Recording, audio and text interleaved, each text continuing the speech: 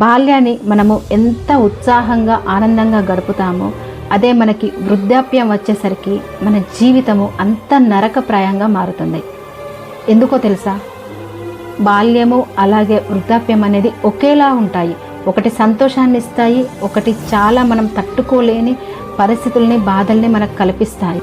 కానీ ఈ రెండు పొజిషన్స్ మాత్రం సేమ్. ఎందుకంటే చిన్నపిల్లవాడికి వాళ్ళకి ఏం తెలియదు, కానీ వృద్ధాప్యంలోకి వచ్చిన తర్వాత అన్నీ తెలుసు, వాళ్ళకి జీవితం అంటే ఏంటో తెలుసు. కానీ మనం ఏం చేస్తుంటామో తెలుసా?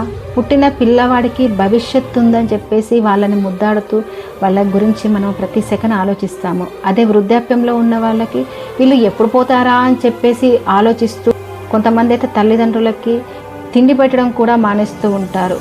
ఇంకా మంచాల పడితే ఇంకా పరిస్థితి మరీ దారుణం. ఎప్పుడు పోతారా ఎప్పుడు పైకి పోతారా అని చెప్పేసి ఎదురు చూసే వాళ్ళే ఉంటారు. నీ పిల్లలను నువ్వు ఎంత జాగ్రత్తగా చూసుకుంటున్నావో నీ తల్లిదండ్రులను కూడా నువ్వు అంత జాగ్రత్తగా చూసుకున్నప్పుడే నువ్వు అసలు సిసలైన ఒక మనిషివి.